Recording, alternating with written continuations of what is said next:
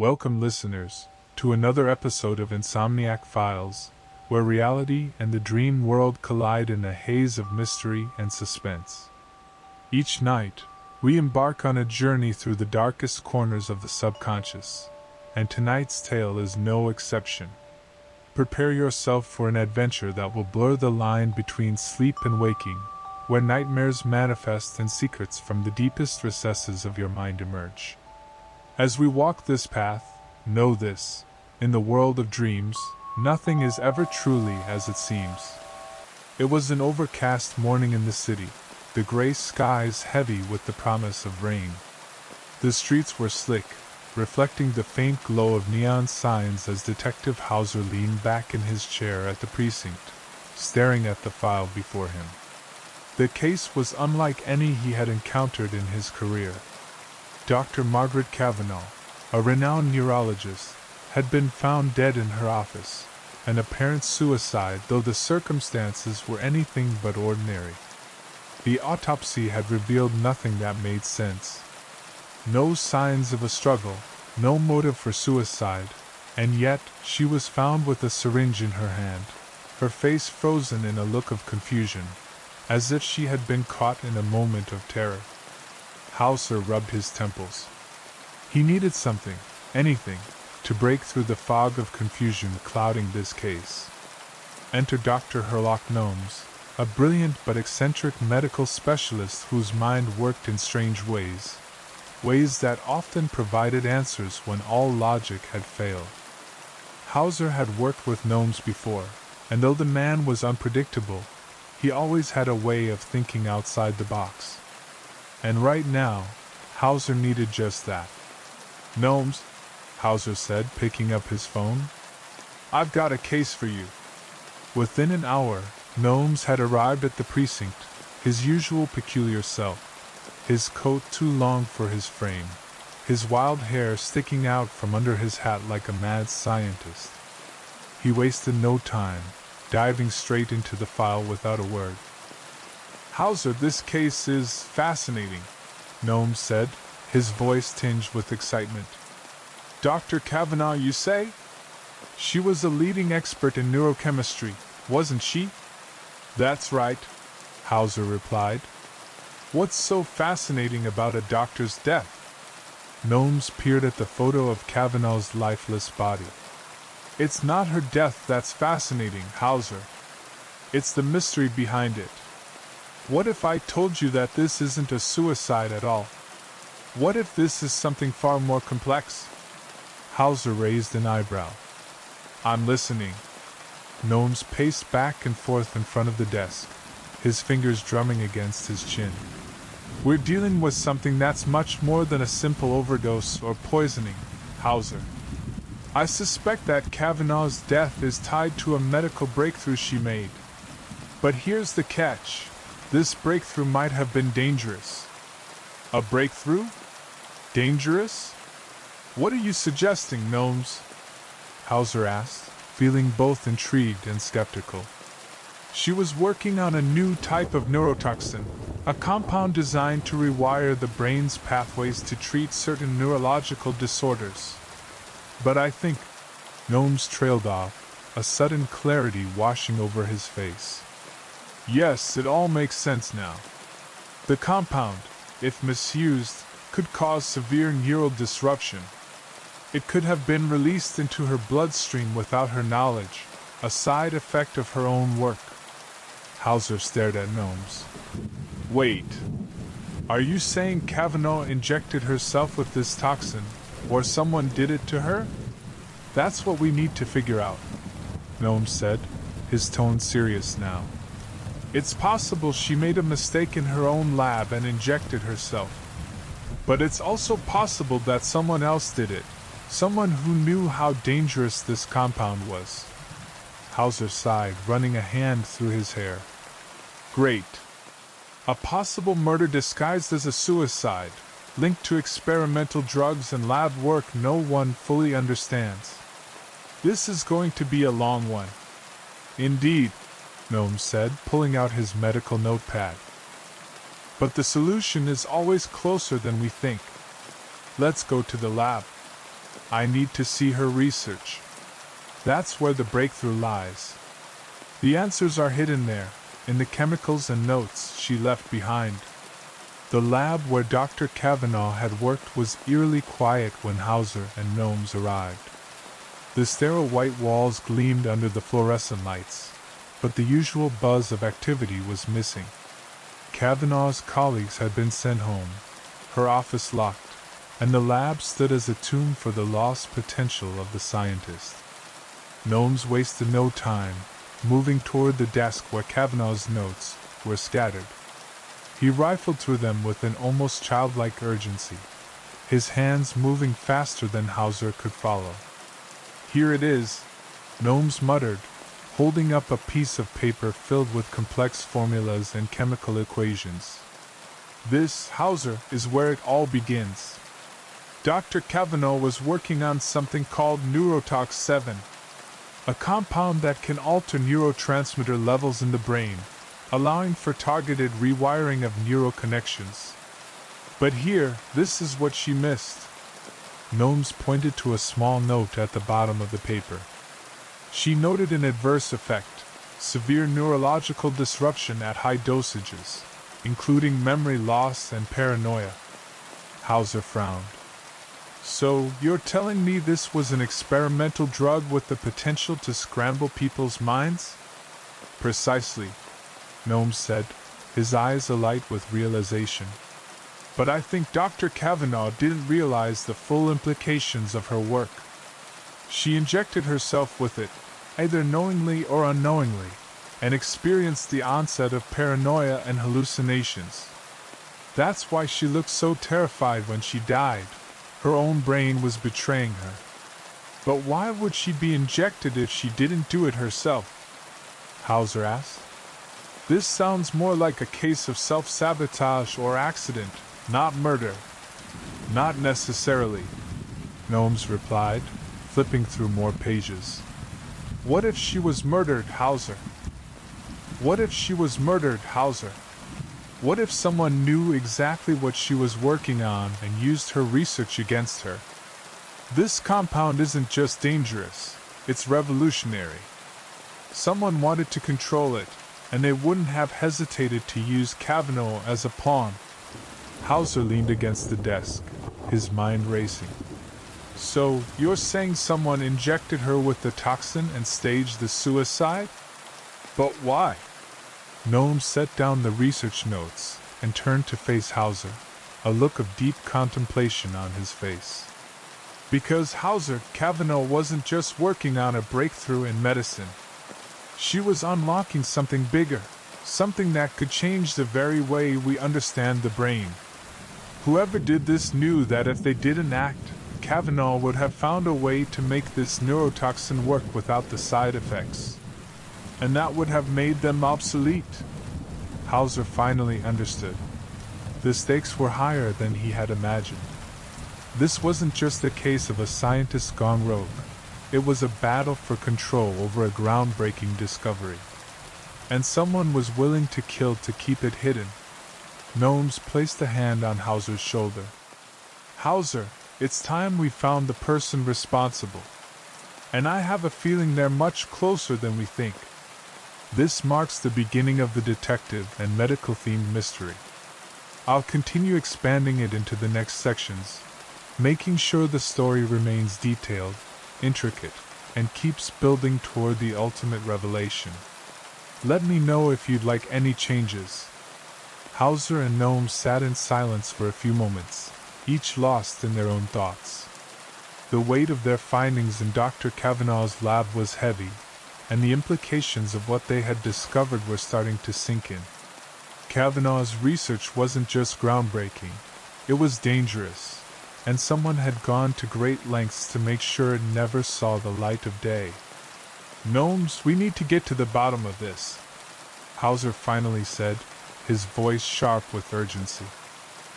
A small, dimly lit lamp was the only source of light, casting shadows that seemed to stretch ominously across the room. Klein led them to a table, where a stack of papers lay. I never wanted this to happen, he said, his voice trembling. I thought I was helping her, but the deeper we got into this, the more I realized how dangerous it was. When she first started working on Neurotoxin 7, it was supposed to be for good, a way to treat people with neurological diseases. But then it changed. Hauser leaned in, his eyes narrowing. Changed how? Klein swallowed hard, glancing nervously around the room. Kavanaugh started to talk about using it for memory manipulation. She was convinced that this compound could cure Alzheimer's, Parkinson's, and other diseases. But she was also looking into something darker, something that involved controlling memories, erasing them, even planting new ones. She became obsessed. Hauser exchanged a look with Gnomes. And you helped her with that? I didn't know what I was getting into, Klein exclaimed, his hands shaking. I thought we were just trying to help people. But the more she worked on it, the more I realized what she was really aiming for. I didn't sign up for mind control. When I tried to talk her out of it, she brushed me off. I had to distance myself. That's when things went south. I knew she was in danger, but I couldn't stop her. I never thought someone would kill her over it. Klein's confession weighed heavily on Hauser and Gnomes. This wasn't just about a scientist gone mad. It was about a weapon of unimaginable power, one that could change the very nature of human consciousness. Whoever was behind Dr. Kavanaugh's death had been desperate to keep this secret buried. But why? What had they intended to do with this knowledge? Gnomes leaned back in his chair, his eyes thoughtful. We've learned a lot, Hauser. Kavanaugh wasn't just a victim, she was a catalyst. This research was too valuable, and it's clear that someone wanted to control it. Klein, you've helped us see the bigger picture. Now we need to find who is behind all of this. Klein nodded, but his face was etched with worry. You don't understand. It's not just about Kavanaugh anymore. There are others involved, people far more powerful than I can even imagine. They won't stop until they get what they want. Hauser felt a chill run down his spine. He knew the stakes had just risen. The investigation had shifted from a murder case to a fight for control over the future of humanity's mind. We'll stop them, Hauser said, determination in his voice. One way or another. Hauser's mind raced as he and Gnomes left Klein's hideout. Everything was beginning to fall into place, yet the more they learned, the more questions arose. If Dr. Kavanaugh's research had been as dangerous as Klein said, then someone with a vested interest in keeping it hidden had taken drastic measures to silence her. But who? Their next move took them to Kavanaugh's colleague, Dr. Peter Hawk, a neurosurgeon who had worked alongside her for years. Hauser had done some digging and found out that Hawk had been the last person to see her alive. If anyone knew anything about Kavanaugh's final days, it would be him. The address Gnomes had tracked down led them to a lavish apartment overlooking the river. The building was sleek and modern, the kind of place where someone in Hawk's position would live. Hauser rang the doorbell and waited, tapping his fingers against his leg as Gnomes studied the entrance, his mind clearly racing with theories. When the door opened, a man in his early 40s stood before them, his well-groomed appearance giving no indication of the tension that lay beneath his calm exterior. Dr. Hawk, as expected, appeared collected, but Hauser could see the flicker of nervousness in his eyes. This research was too valuable, and it's clear that someone wanted to control it. Klein, you've helped us see the bigger picture. Now we need to find who is behind all of this. Klein nodded, but his face was etched with worry. You don't understand. It's not just about Kavanaugh anymore. There are others involved, people far more powerful than I can even imagine. They won't stop until they get what they want. Hauser felt a chill run down his spine. He knew the stakes had just risen. The investigation had shifted from a murder case to a fight for control over the future of humanity's mind. "We'll stop them," Hauser said, determination in his voice. "One way or another." Hauser's mind raced as he and Gnomes left Klein's hideout. Everything was beginning to fall into place, yet the more they learned, the more questions arose. If Dr. Kavanaugh's research had been as dangerous as Klein said, then someone with a vested interest in keeping it hidden had taken drastic measures to silence her. But who? Their next move took them to Kavanaugh's colleague, Dr. Peter Hawk, a neurosurgeon who had worked alongside her for years. Hauser had done some digging and found out that Hawk had been the last person to see her alive. If anyone knew anything about Kavanaugh's final days, it would be him. The address Gnomes had tracked down led them to a lavish apartment overlooking the river. The building was sleek and modern, the kind of place where someone in Hawk's position would live. Hauser rang the doorbell and waited, tapping his fingers against his leg as Gnomes studied the entrance, his mind clearly racing with theories. When the door opened, a man in his early 40s stood before them, his well-groomed appearance giving no indication of the tension that lay beneath his calm exterior. Dr. Hawk, as expected, appeared collected, but Hauser could see the flicker of nervousness in his eyes. "He's some sort of corporate mercenary, works for big pharmaceutical companies, the kind of people who would stop at nothing to control the market. He's been looking into Kavanaugh's research for months. Why would he care about her research?" Gnomes pressed. "It's a medical breakthrough. If anyone would want it, it would be the medical community, not some corporate player." Hawk shook his head. "It's not about medicine. It's about power. The ability to manipulate minds, to control memories.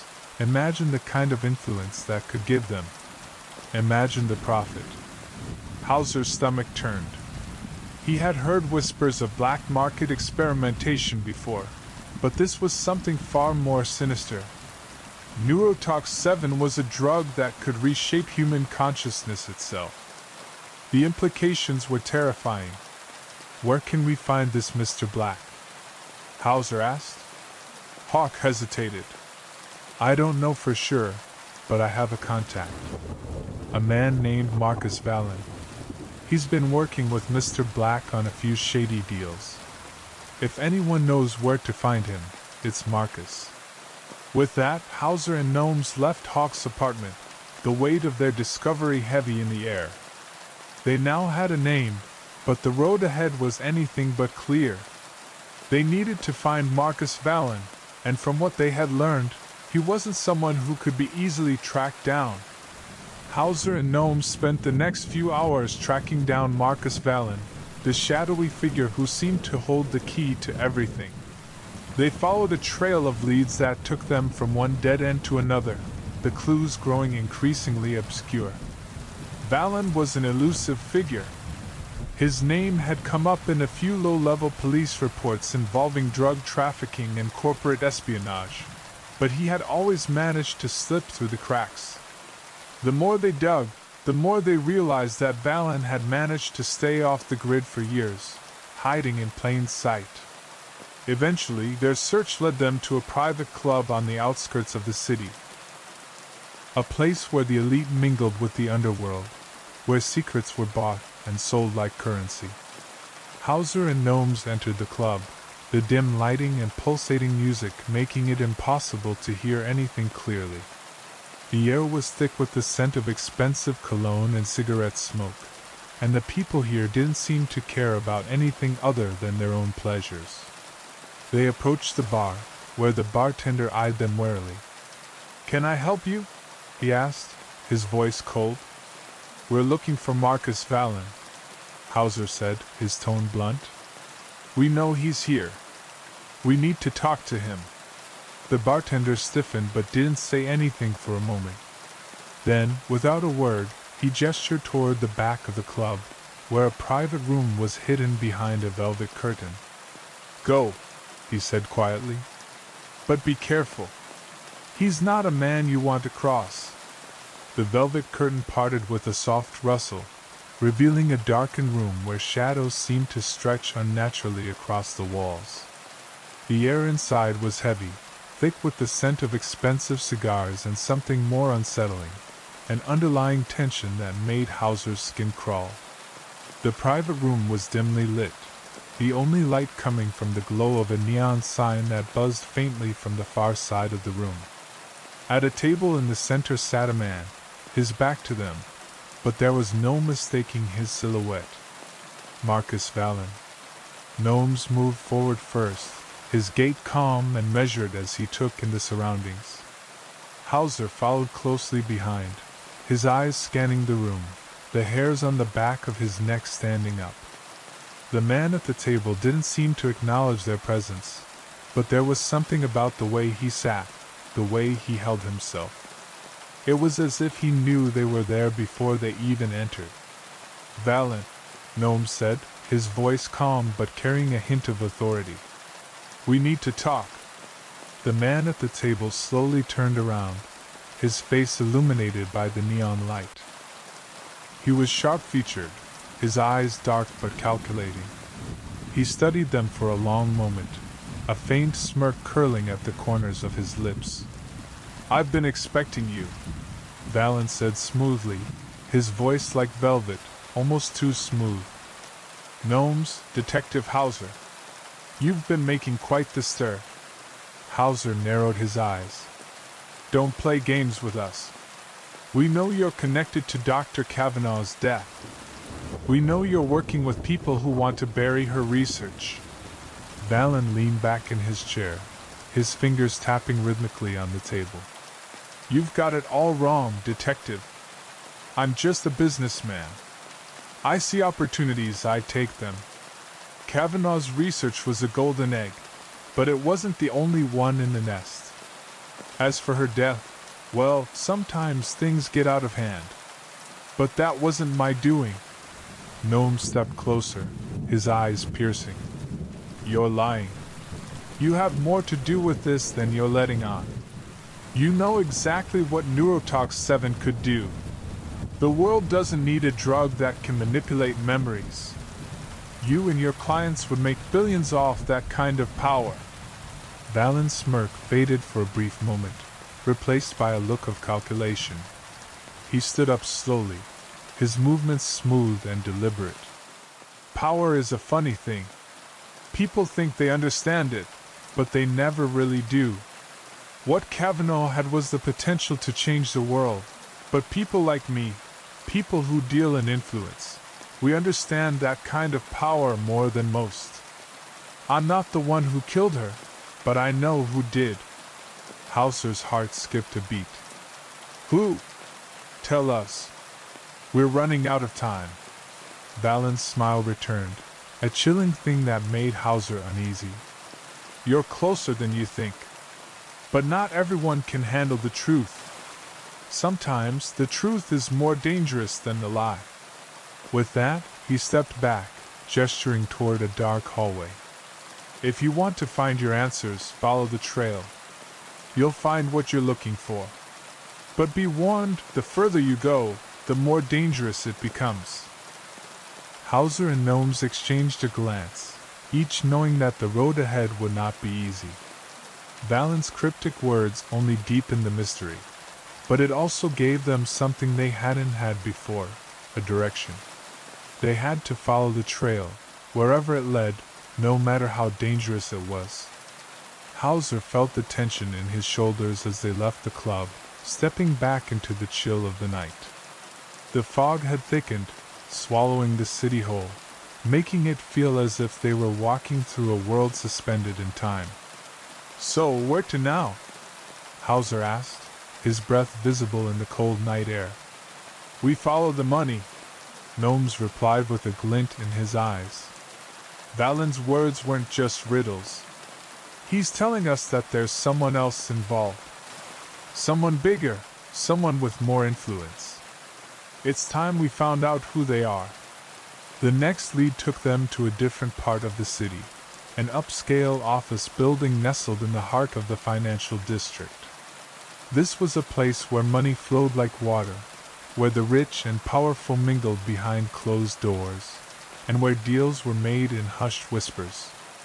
The building itself was imposing, its glass windows reflecting the darkening sky. Gnomes led the way, his steps confident as Hauser followed closely behind, their faces masked with determination.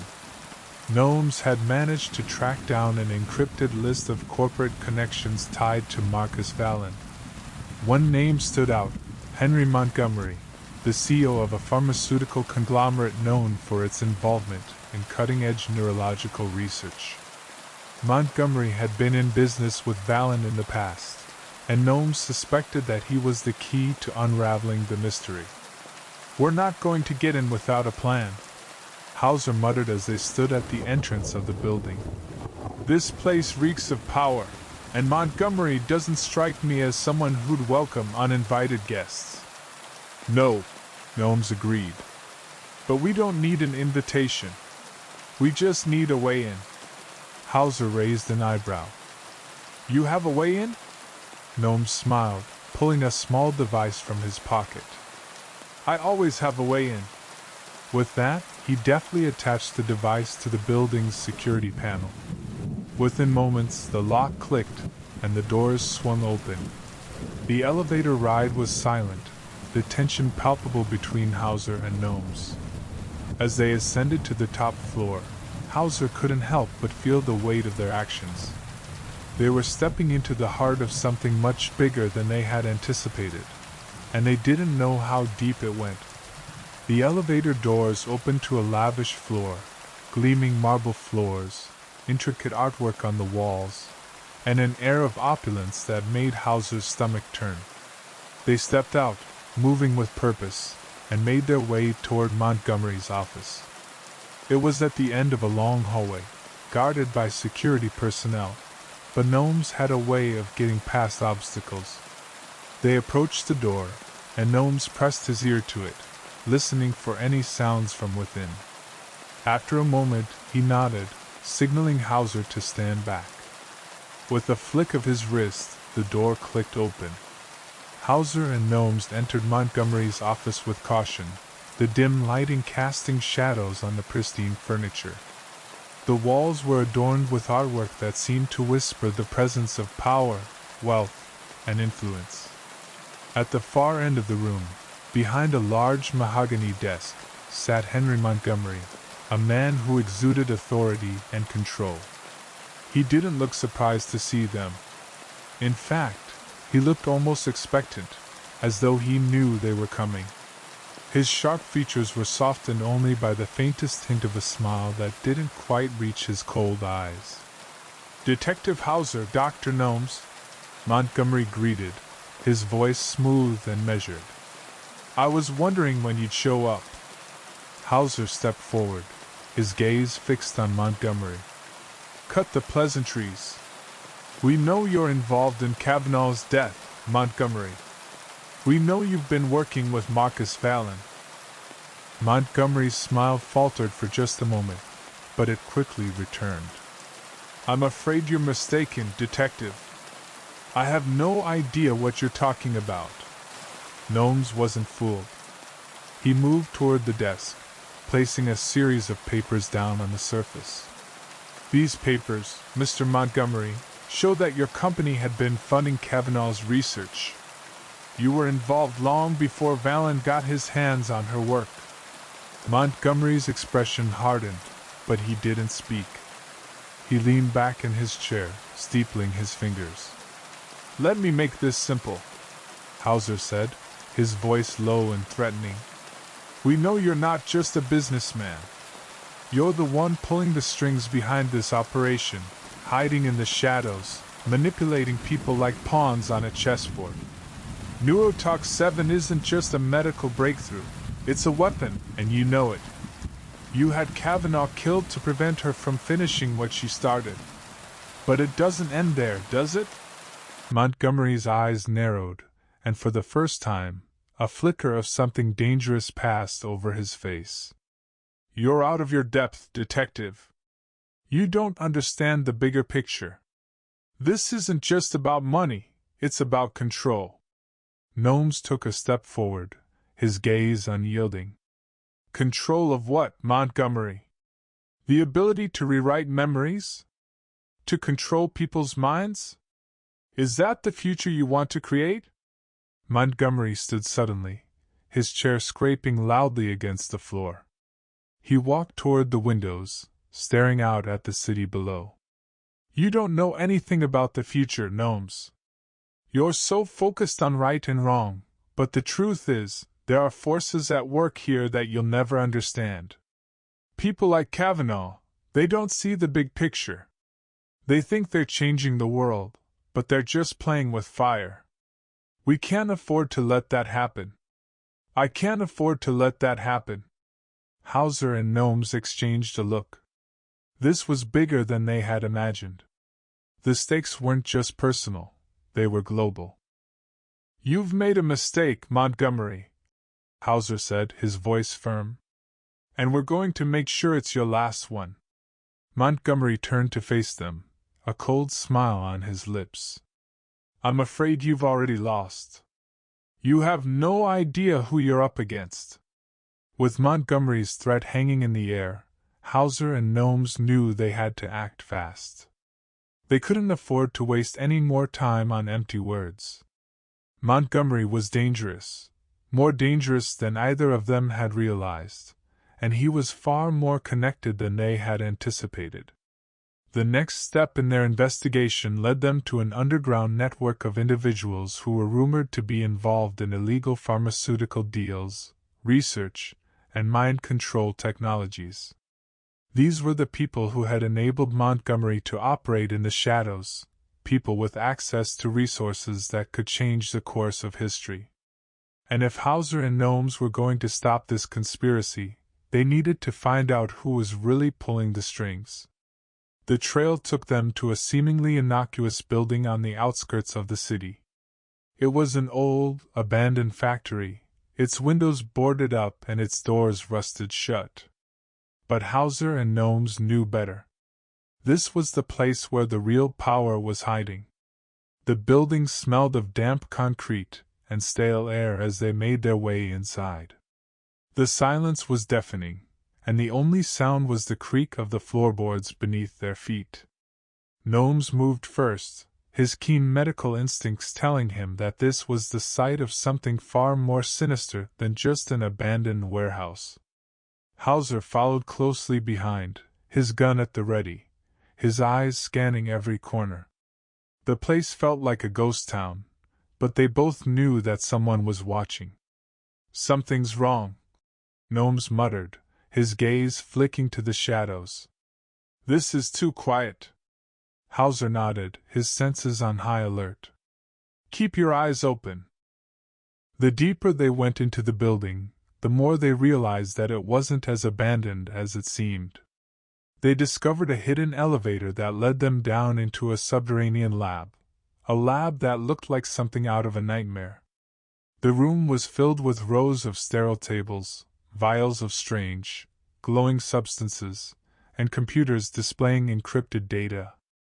This is where it all happens, Gnomes said quietly, his voice filled with a mix of awe and disgust.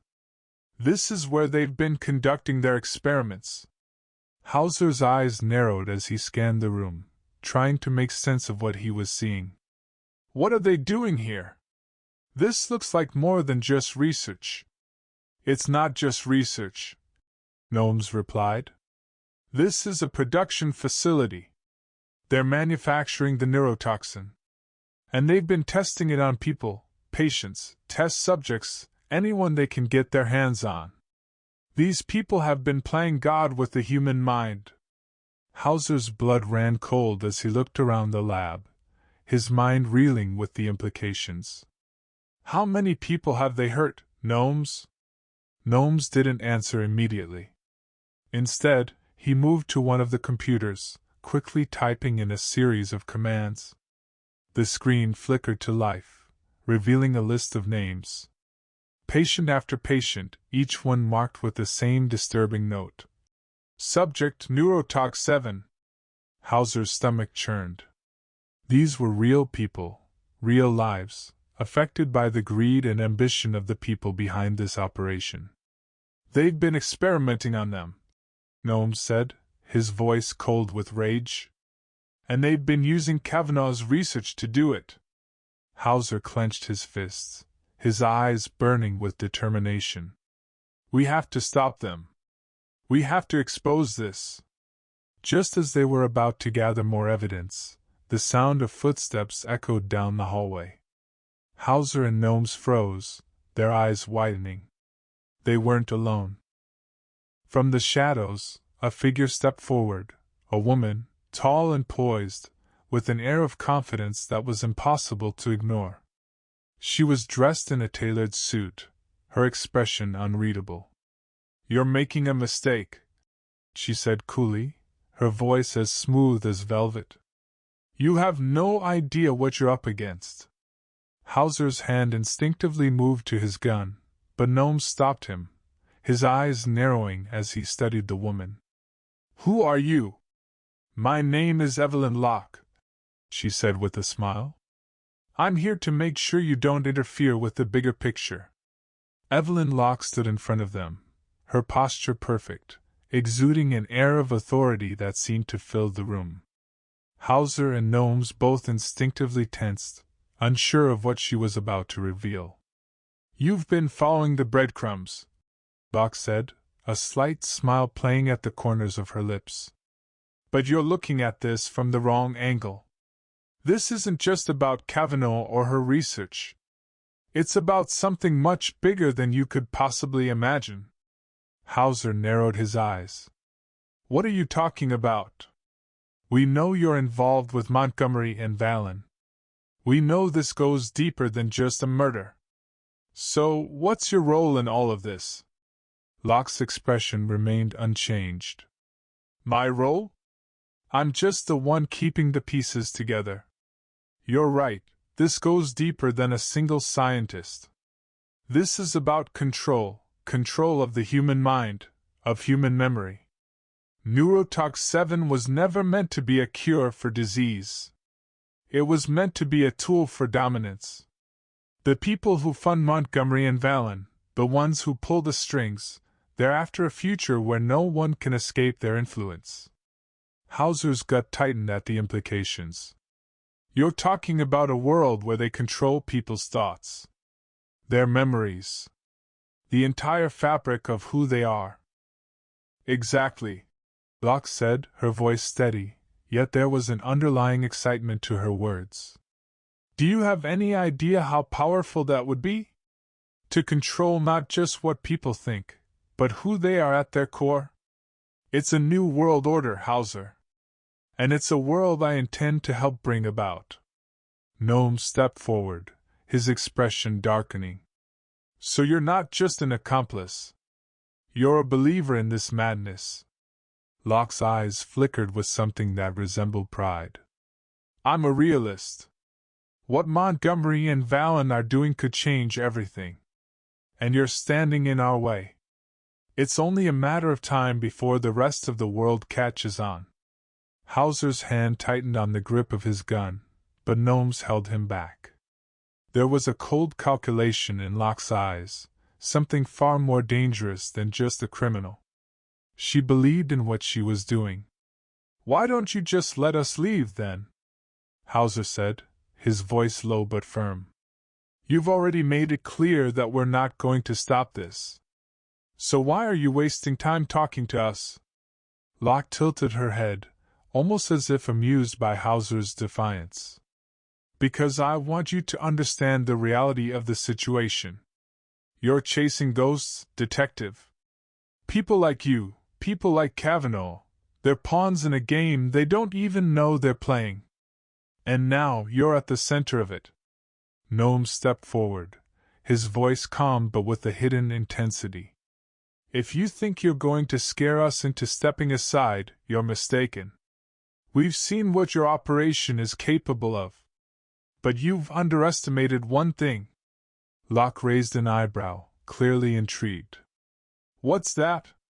"We're not going anywhere," Gnome said simply. "And neither are the people you've hurt." The words hung in the air, the weight of them settling over Locke's shoulders like a heavy cloak. Her expression flickered, the icy confidence cracking for just a second. "That's where you're wrong, Gnomes," she said, her voice dangerously quiet. "You think you're the ones in control.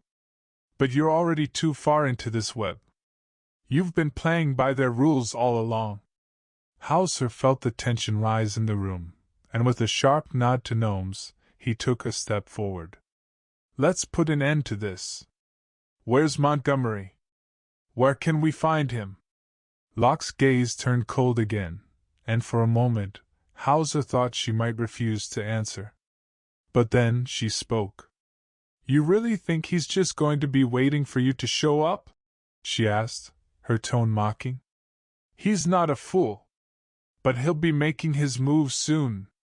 If you want to catch him, you'll have to beat him at his own game." Gnome stepped forward again, eyes hard. "Tell us where he is, or you'll regret it." Locke met his gaze for a long moment, her lips curving into a smile.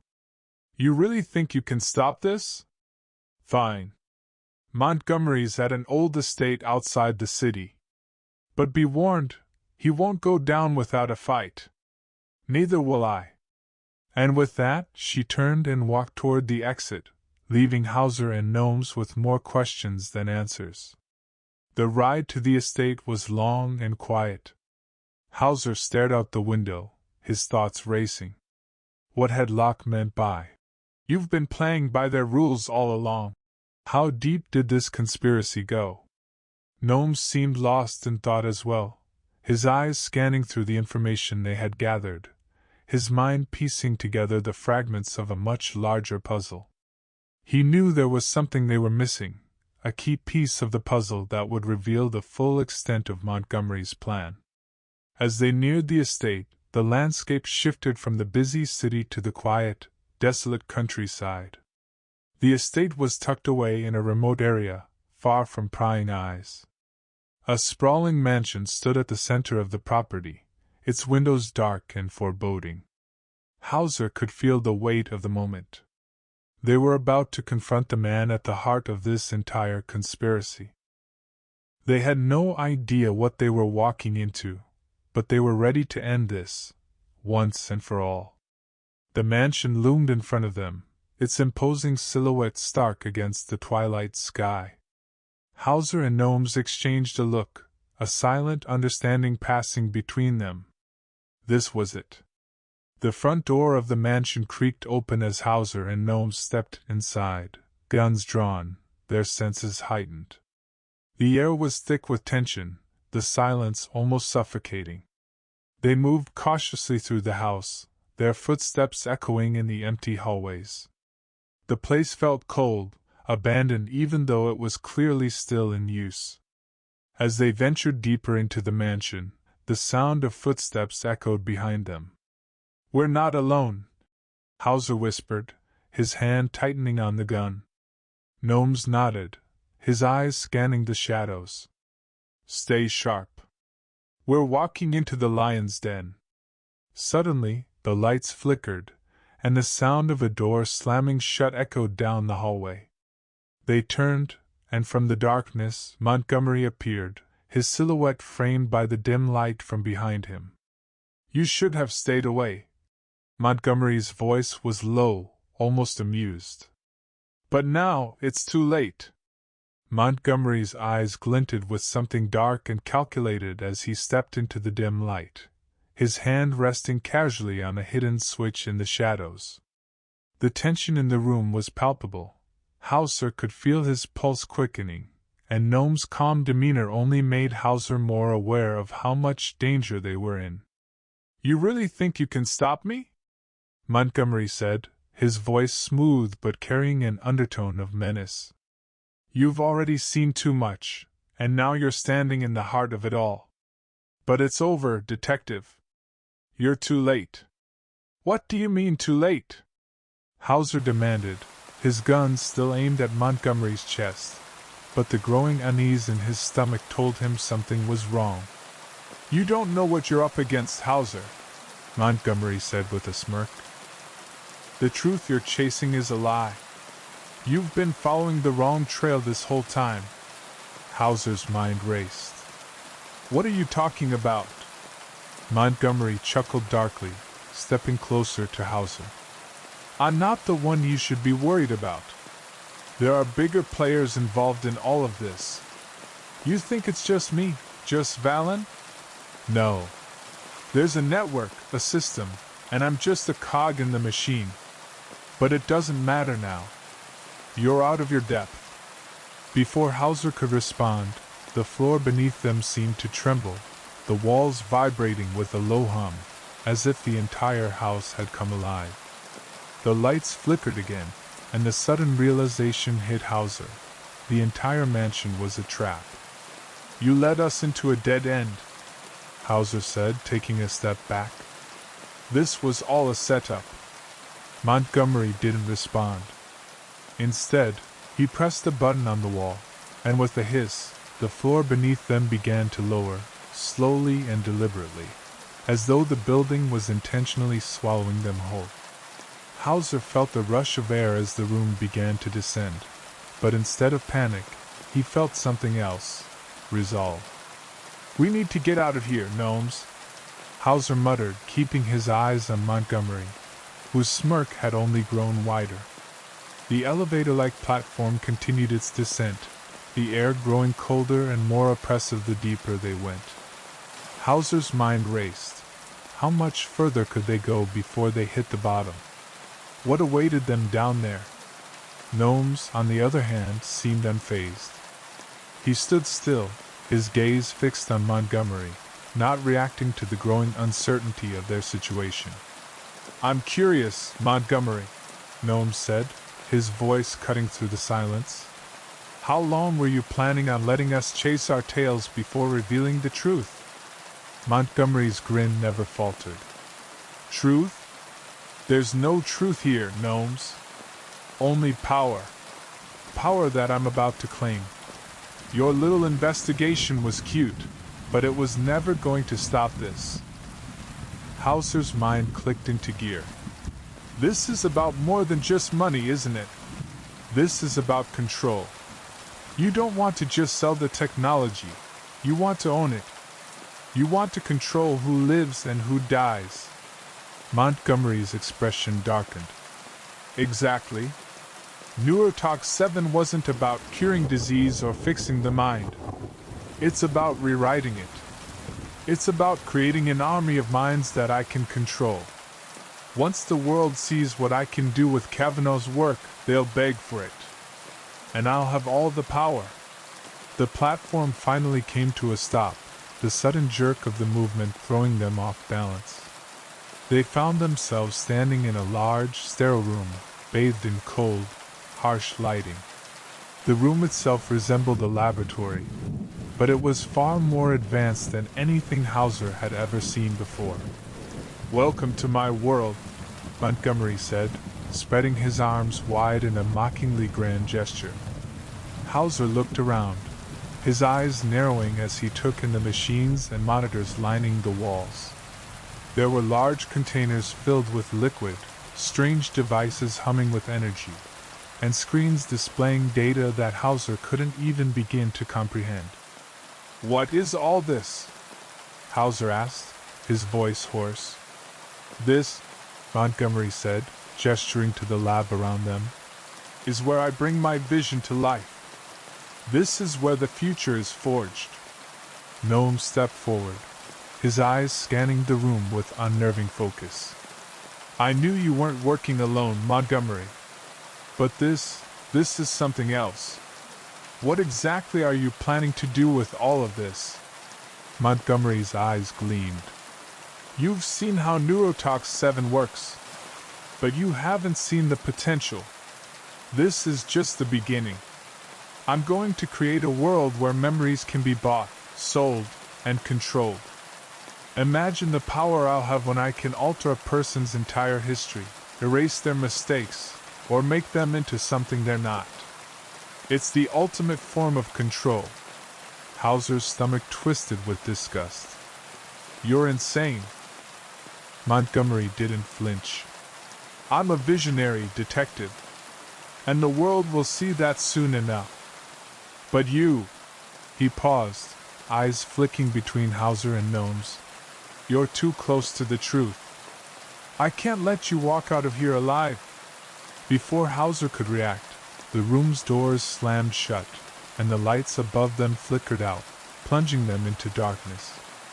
The sound of metal scraping against metal echoed in the distance, and Hauser could feel a cold chill creep down his spine. We're trapped, Hauser said, trying to steady his breath. His mind raced, searching for an exit, any way out. Gnomes remained still, his eyes adjusted to the darkness as he analyzed the situation. Not yet, Hauser. There's always a way out.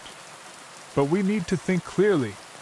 Suddenly, the hum of machinery roared to life, and the lights came back on, revealing a maze of corridors that stretched out before them. The entire lab was designed like a labyrinth, a trap for anyone foolish enough to wander too far inside. We'll never make it out if we don't stick together, Gnome said, his voice calm but filled with urgency.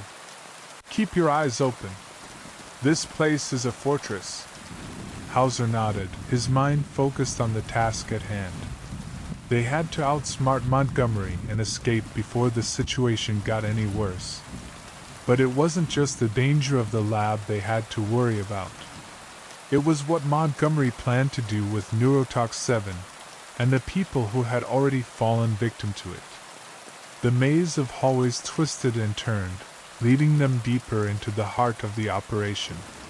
Every step they took seemed to lead them further away from the exit, but Gnomes remained resolute, his mind working through the puzzle with precision. We're getting closer, Gnome said, his voice low. Montgomery thinks he's untouchable, but he's about to learn that he's not. As they ventured further into the labyrinth, Hauser's mind couldn't help but drift to the potential consequences of Montgomery's plans. If Neurotoxin 7 could manipulate memories on such a scale, how many lives had already been altered? How many people had been erased, forgotten, manipulated by the power of the drug? They reached another door, and Gnomes immediately got to work, manipulating the keypad to unlock it. As the door creaked open, they found themselves in a large, clinical room filled with more advanced equipment. Monitors blinked with life, displaying data streams too complex for Hauser to decipher. Gnomes didn't waste time. He walked over to one of the machines, his fingers flying over the controls. This is it, he said, his voice tinged with excitement. The machine that processes Neurotoxin 7. If we can destroy it, we'll stop Montgomery's plan in its tracks. Hauser stood at the doorway, scanning the room for any signs of danger. The air was thick with tension, but he couldn't help but feel a growing sense of dread. Montgomery was out there, watching them, and they had to be prepared for whatever he had planned next. Suddenly, the sound of footsteps echoed in the hallway. Hauser's heart rate spiked. He's coming! The footsteps grew louder, echoing in the hallway, drawing closer with each passing second. Hauser's eyes darted from the door to the monitors in front of Gnomes, who was still feverishly working at the console, trying to find a way to shut down the machine that Montgomery had been using to produce Neurotoxin 7. We don't have much time, Hauser said, his voice low but urgent. Montgomery knows we're here. If we don't act now, we'll never get out. Gnomes didn't respond immediately. His focus was entirely on the machine in front of him, his fingers moving quickly over the controls. Just a few more seconds, Hauser. I'm almost there. If I can shut this machine down, we'll disrupt the entire operation. But I need time. The sound of a door slamming open echoed through the hall, followed by a cold voice that Hauser instantly recognized. So, this is how it ends, Montgomery's voice rang out, filled with cold amusement. I must admit, I thought you'd last longer. But I guess I underestimated how easily you two would fall into my trap. Hauser turned toward the door, his gun raised, prepared for a fight. Gnomes, however, remained calm, his hands still working on the machine. "You're too late, Montgomery," Hauser said, his voice steady. "This ends now." Montgomery stepped into the room, a smug look on his face. "You think you've won? You've barely scratched the surface. The world you know is about to change, Detective. Whether you like it or not." Hauser didn't hesitate. He fired a shot, but Montgomery was already moving, ducking behind the equipment. A few shots rang out in quick succession, echoing through the room, but Montgomery was too fast. Gnomes glanced over, his eyes flicking to Hauser. "We can't fight him head-on. We need to destroy that machine. Keep working on it," Hauser said, his tone grim. He darted to cover, trying to keep Montgomery at bay. The tension in the room was unbearable, each second feeling like an eternity. Montgomery's voice, filled with mockery, broke through the silence. "You really think you can stop me? You're playing checkers while I'm playing chess, Detective. This is far beyond anything you can comprehend." As the gunfire stopped and the room settled into an eerie silence, Hauser realized Montgomery had gone quiet. The tension in the air was palpable, the stillness almost suffocating. But Hauser knew they couldn't afford to let their guard down. The real battle wasn't just physical. It was about stopping the mind control machine, the ultimate weapon Montgomery had created. From across the room, Gnomes finally spoke up. "Hauser, I've almost got it." The words hit Hauser like a lifeline, and he immediately moved toward Gnomes. "Do it. We need to stop this." Just as Montgomery's footsteps echoed again, Hauser could feel the ground beneath them tremble. Something was wrong, something big was happening. "Gnomes!" Hauser called out as his heart began to race. "What's going on?" Gnomes barely looked up from the console. "It's too late," he said, his voice grim. "Montgomery's activated a fail-safe. He's set it in motion." The machine hummed with a renewed intensity, and a sudden, blinding flash of light filled the room. Hauser staggered back, shielding his eyes from the intensity of the light. When it cleared, the room was completely different. The lab, the machines, the walls, they were all gone. Instead, they stood in a vast, empty space. "Where the hell are we?" Hauser asked, his voice tinged with disbelief. Gnomes looked around, his expression thoughtful. This is it. This is where it begins." Hauser's confusion deepened. "What do you mean, where it begins?" Gnome's eyes met his, and for the first time, Hauser saw a flicker of something else, something like fear. "This isn't just a lab, Hauser. It's a gateway. A gateway to what Montgomery truly wanted. We've crossed the line between the physical and the mental. Neurotoxin 7 didn't just manipulate memories, it tapped into something far darker, a deeper part of the human mind." Hauser stepped back, his mind racing as Gnomes continued to explain. "Montgomery wanted to control the minds of others, but this machine, this failsafe, is designed to give him access to something more profound.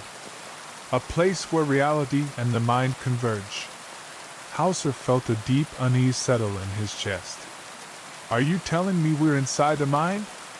Someone's mind?" "That's exactly what I'm saying," Gnomes replied, his tone serious. "And now we're stuck in it." The landscape around them shifted, the empty space transforming into something else, abstract shapes, swirling colors, and images of faces, all flickering in and out of existence. Hauser's head began to spin. "How do we get out of here?" "We need to shut down the core," Gnomes said, his voice steady. "But it's not going to be easy. This place is designed to keep us trapped. Suddenly, the images around them began to distort, and a voice, deep and resonant, spoke from the darkness. You've trespassed, Hauser. Gnomes. You should have known better than to try and stop me. Montgomery's voice echoed through the space, but it was no longer the same. It had taken on a strange, almost omnipotent quality, like it was coming from everywhere at once. You can't fight me in here, the voice boomed. This is my domain now. I control everything. Hauser clenched his fists, staring into the void. No, Montgomery. This ends now. You won't control anyone anymore. Gnomes turned to Hauser, his eyes filled with resolve. We have to destroy the core of this system. Once we do, Montgomery will lose his hold on this place. Gnomes moved forward, his mind already processing the problem at hand. We're getting close, Hauser. But we have to act fast. This is a race against time. If we don't shut it down, Montgomery's control will be permanent. Hauser felt his heart race. There was no time left for second guesses. They had come too far to back down now. The swirling landscape around them began to shift again, darkening as the oppressive energy of Montgomery's influence grew stronger. Hauser reached for his gun, but it felt useless here. They were no longer in a physical space. The battle was mental. Hauser's voice cut through the growing chaos. Let's do this. With a final nod, Gnomes began manipulating the system, his fingers moving quickly over invisible controls. The core of the machine loomed in the distance, a pulsating mass of light and energy. As they approached, Hauser could feel the weight of Montgomery's power bearing down on them.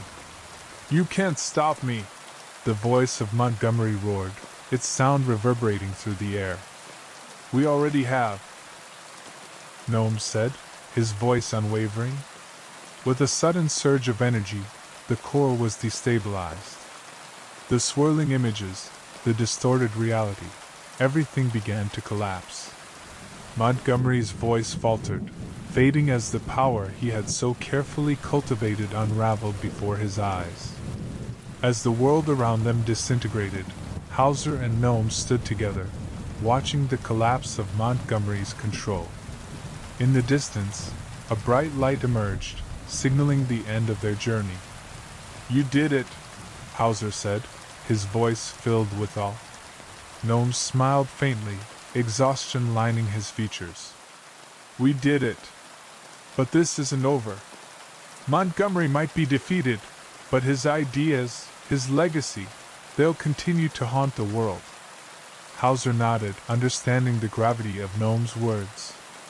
The fight wasn't truly over. But for now, they had won. They had stopped a man who sought to control minds and reshape the world. And in that moment, Hauser realized something important. True power didn't come from control. It came from freedom. With the collapse of Montgomery's empire, Hauser and Gnomes walked away from the crumbling ruins of his plan. The world would continue to turn, but now, it would turn on their terms. The aftermath of the battle left the world uncertain, but not for long. As Hauser and Gnomes walked away from the wreckage, they knew the world would never be the same. And though they had stopped Montgomery, the shadow of his actions would linger. But they were ready for whatever came next. Together, they had faced the impossible. And they knew they could face whatever the future held.